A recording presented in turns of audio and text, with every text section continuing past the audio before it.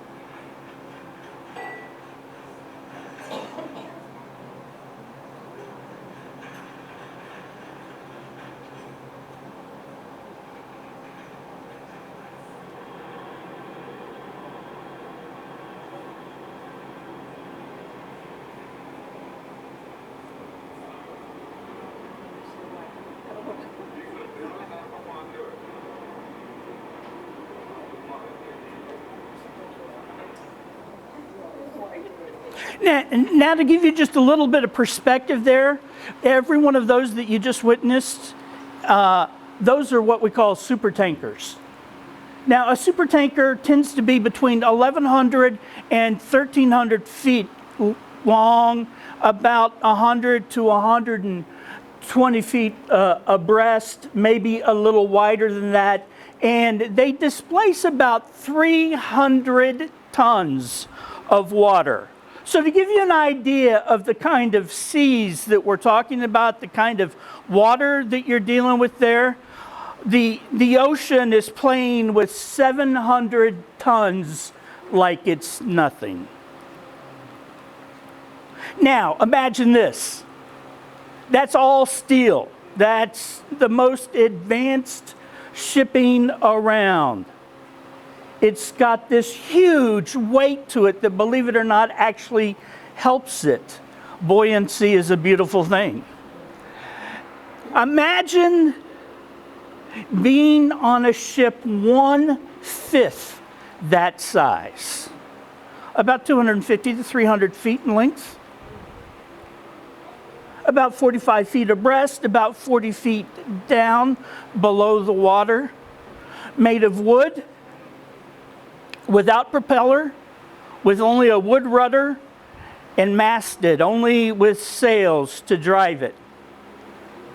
That's what Paul and 275 of his closest friends were on in Acts chapter 27 when we read that.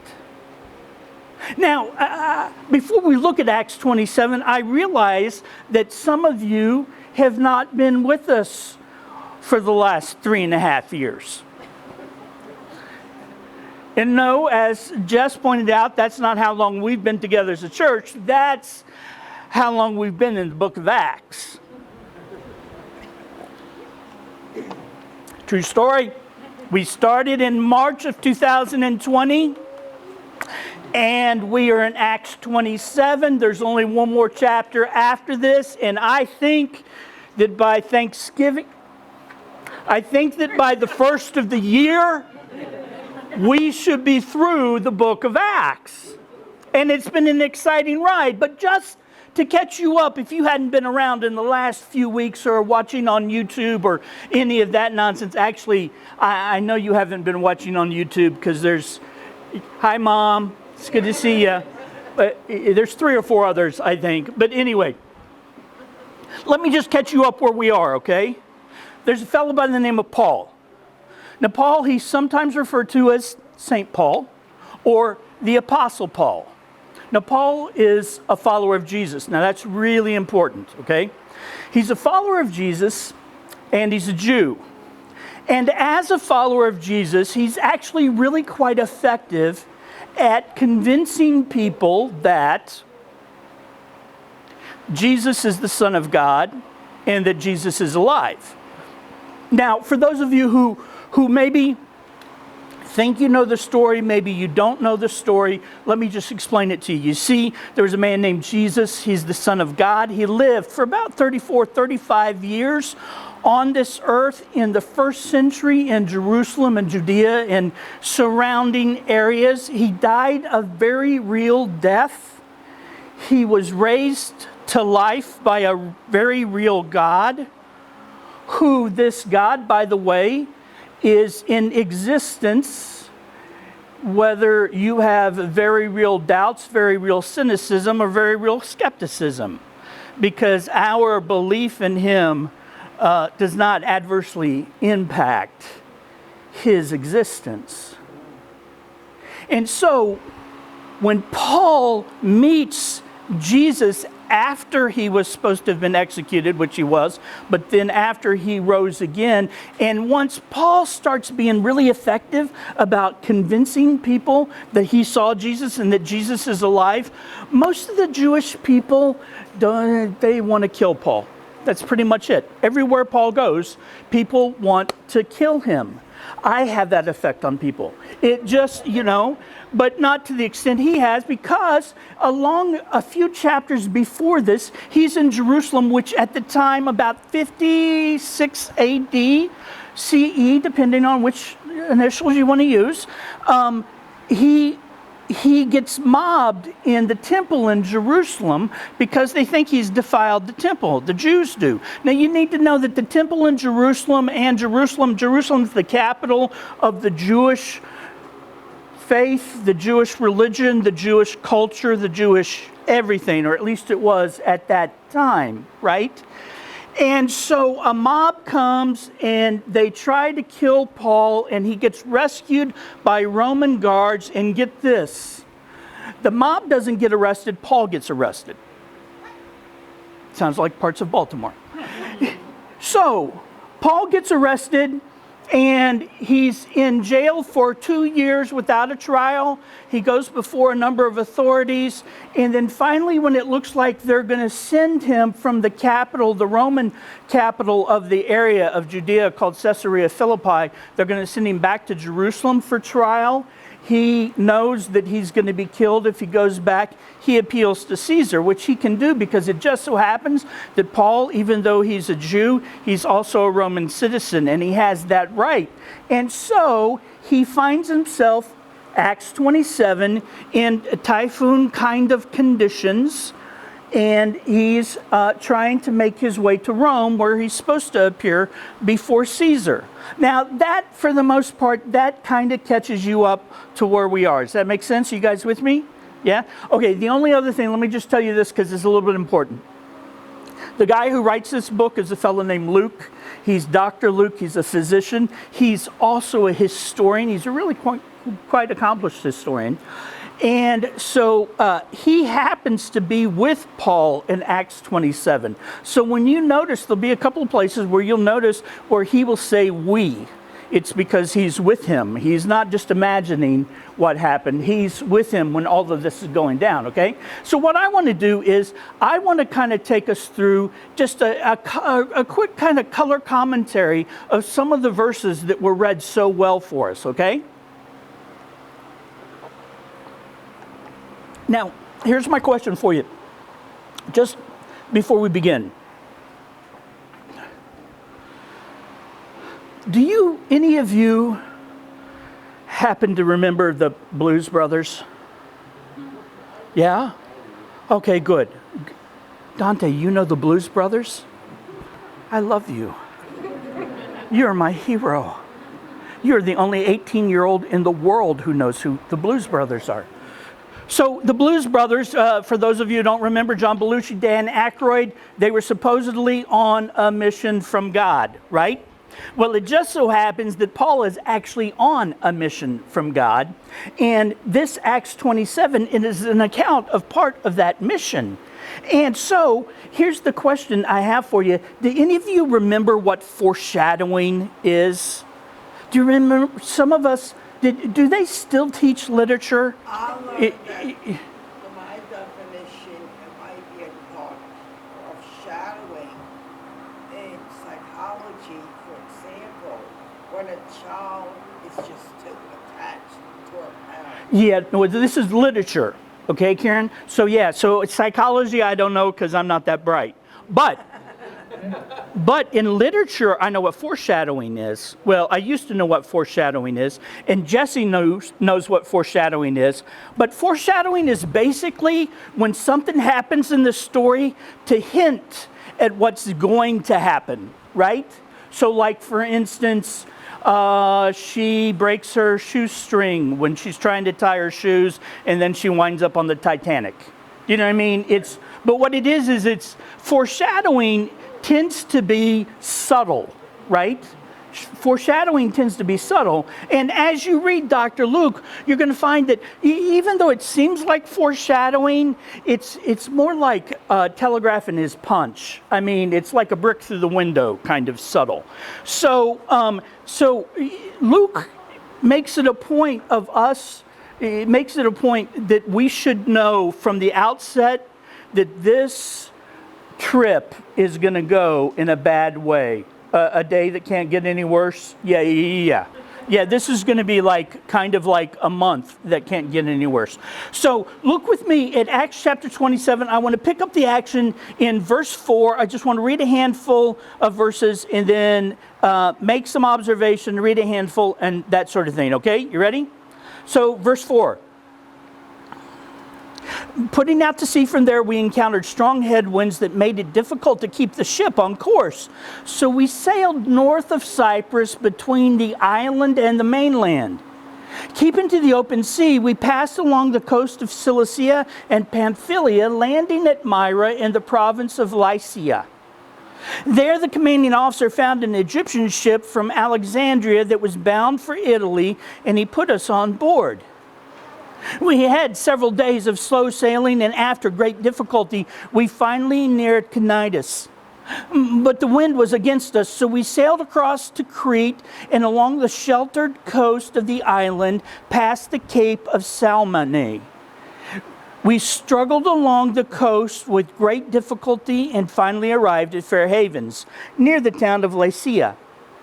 We had lost a lot of time. The weather was becoming dangerous for sea travel because it was so late in the fall. And Paul spoke to the ship's officers about it. All right, now you caught that, right? You caught the language there. Strong headwinds made it difficult to keep the ship on course. Several days of slow sailing. After great difficulty, the weather was becoming dangerous for sea travel, right? Basically, Luke is like, so it started out hard and then it got harder and harder until it was downright dangerous, right? Now, part of the reason it's dangerous is because this is either 58 or 59 AD or CE, right? And it's either September the 28th or October the 8th. Now, the reason we know that is because in in other translations, it tells us it happens right after the fast. The fast it's referring to is the day of Yom Kippur, the fast that takes place before that. And so in 58 AD, it would have been, I think, the 28th of September. And in 59, it would have been October 8th. That would give you the idea. Now, the reason that matters to us at all, other than to impress you that I really did do my homework, was that the later you get in the fall, the rougher the Mediterranean Sea gets. Now, I know that for a fact. I've been on it in November. So I can tell you, the later you get, the rougher the sea gets. In fact, by November, back in the day, the shipping lanes would be closed down because it's simply nearly suicidal to try to make it across the Med, right? So, verse 10 and 11, this is Paul talking. He said, "Men," he said, "I believe there's trouble ahead if we go on, shipwreck, loss of cargo, and danger of our lives as well. But the officer in charge of the prisoners listened more to the ship's captain and the owner than to Paul." Now, for any of us who have ever been on a Navy vessel before, none of this surprises us. Because no one is going to tell a ship's captain when to sail, how far to sail, or what direction to sail in. And if it happens to be a merchant vessel, which this is, nor are you going to tell the owner who hired that captain what to do, because even though you're a Roman citizen, you're still a prisoner, okay? And no one has seen your nautical certificates, all right? You see what I mean? Right? So it makes sense that Paul tries, which, give him an A, but, they don't believe him. Look at verse 14.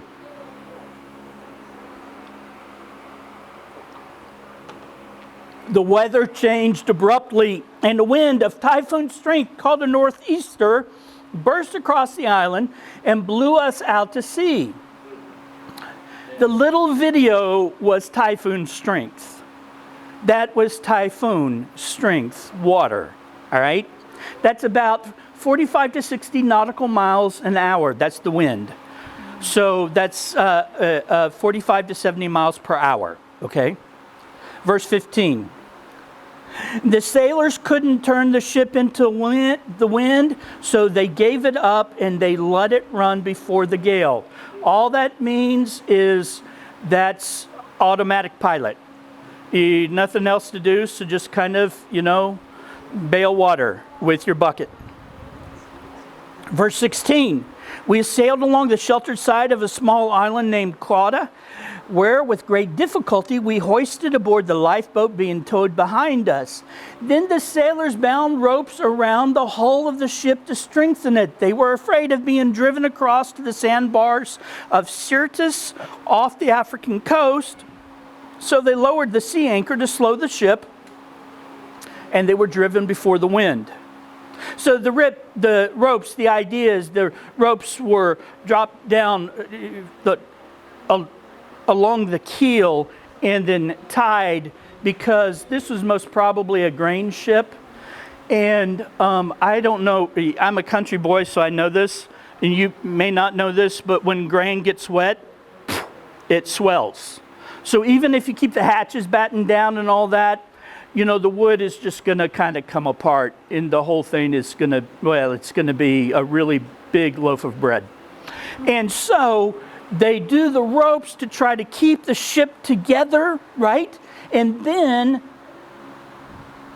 the sea anchor is meant to put a little drag on, because believe it or not, if you can just go a little slower, your little bitty rudder might be able to have more tacking ability, right?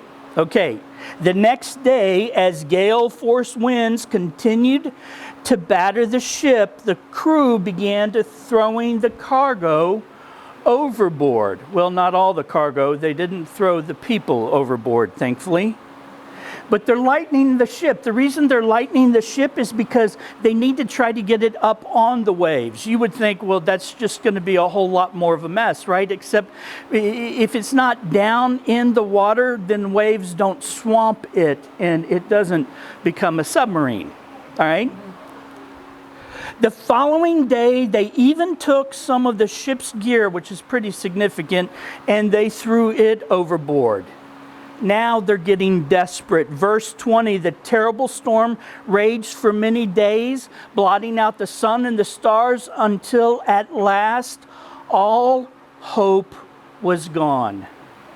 Now, I don't know if you're keeping track or not, but so far they've been fighting this storm for 8 to 10 days. Pretty much 24/7, right? I bet some of you know what that's like, right? Storm you can't fight your way out of. The storm's so violent and so heavy that it feels like it's blotted out the sun and the stars. You fight the storm until there's little fight left in you. You fight the storm until there's no hope left in you. You fight the storm until there seems to be no sense in fighting anymore. You don't have to live back in the first century to know what that part of the story is like, right? And that's what some storms do. It's not what every storm does, but some do. They stomp every last shred of independence and self-reliance and will out of us. Now, before we read the next verse, it's probably a really good time for me to point something out. Paul is an apostle. He's not a pastor, okay? He's a really smart, systematic thinker. I mean, he's like scary smart. Serious cognitive horsepower, the Apostle Paul, right? He's detailed. He's a leader. He starts churches. He's got attention to detail down. He knows how to lead people. He's not a pastor. Some of you aren't pastors and you're still okay, right? I mean, we don't all have to be pastors. I just want to point out to you that Paul is not a pastor, okay? He has his place in the church,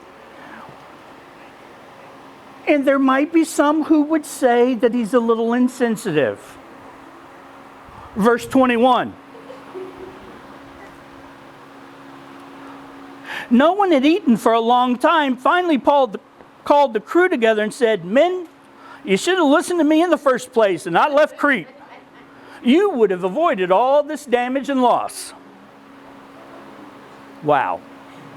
I mean, wow. Everyone is hanging by a thread. They're exhausted. They fought the sea night and day for over a week. And Paul calls them together when all hope is lost to say, "Told you so."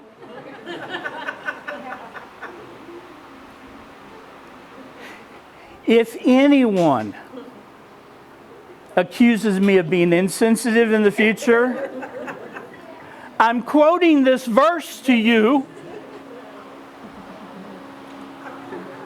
But then suddenly it's like the Apostle Paul realizes that this was supposed to be a pep talk. And so he jumps to it in verse 22. Check him out. "But take courage. None of you will lose your lives, even though the ship will go down. For last night an angel of the God to whom I belong and whom I serve stood beside me, and he said, 'Don't be afraid, Paul, for you will surely stand trial before Caesar. What's more, God in his goodness has granted safety to everyone sailing with you.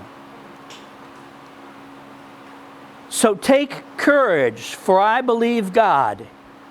It will be just as he said, but we will be shipwrecked on an island.'" And there you are. The four most important words in the entire story.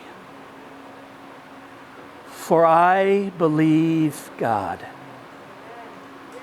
For I believe God.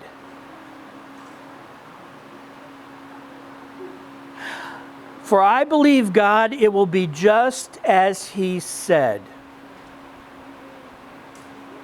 Now we'll take up part 2 of the sea story next week.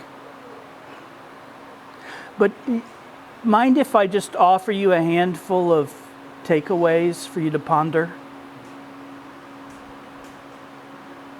Here's my first takeaway. Storms happen to all kinds of people. They happen to good people and bad people. They happen to foolish people and wise people. They happen to mean people and kind people. They happen to greedy people and to generous people.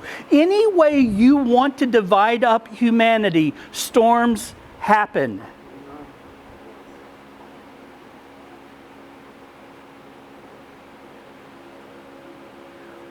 We might want to remember that the next time we see someone going through a storm and we try to figure out whose fault it is. It's just a thought. My second takeaway, at least for me, just because God can calm the storm doesn't mean He will. And it doesn't mean that He doesn't like you as much or He doesn't love you as much. It doesn't mean that you are on His list necessarily. It could just be that the reason that God has chosen not yet at this time to calm that storm that you are in is for reasons that are beyond us. For reasons that we don't see or we couldn't understand even if we do see. The expectation that God will constantly rearrange the order of the universe so that we are comfortable or so that our conveniences are met is simply not biblical. It just isn't. God doesn't want us to live a pain-free life, though I wish He would. Third, choosing to believe what God has said is a difficult choice to make when you are in a storm. So I would recommend practicing believing what God has said when you aren't in a storm. Similarly, it's hard enough to believe God. Waiting until the storm to become familiar with what He says is probably not a winning strategy. I do not hear as well when I am in a raging storm. So it helps that I've heard before the storm hits. Lastly, and this one Jess touched on with her opening,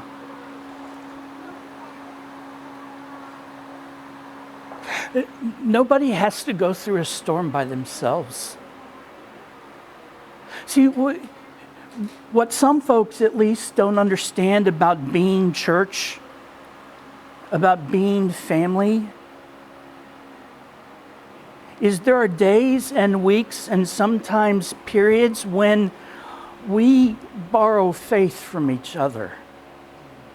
Now, maybe you didn't know that faith could be loaned, but it kind of is.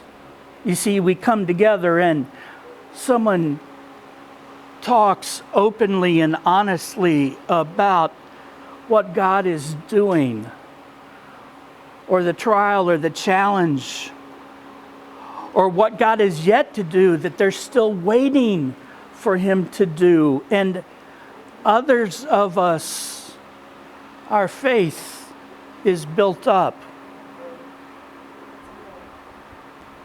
That's why we need each other. That's why we were built for each other. That's the whole point of being church.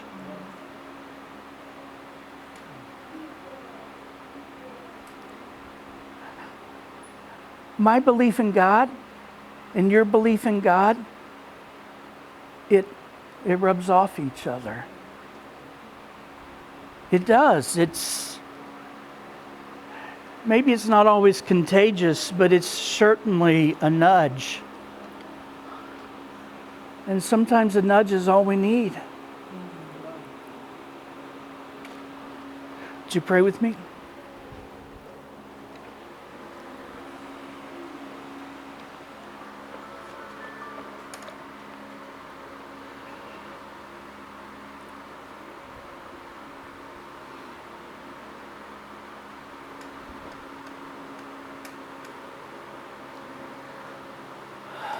Lord God,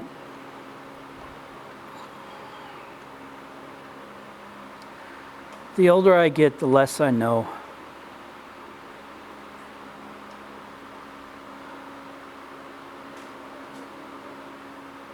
And that's not the first time I've confessed that to you and in front of my family. It won't be the last.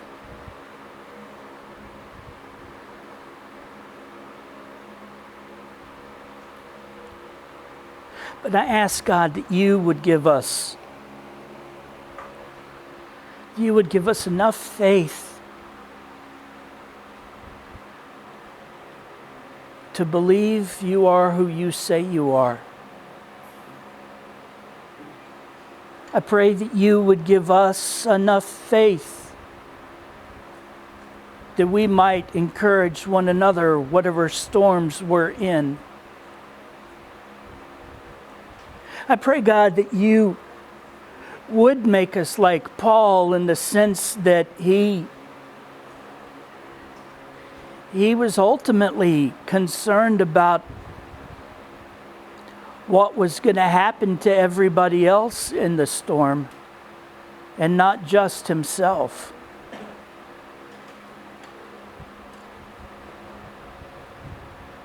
I pray, God, that you would give us the ability to trust you in our lives so that we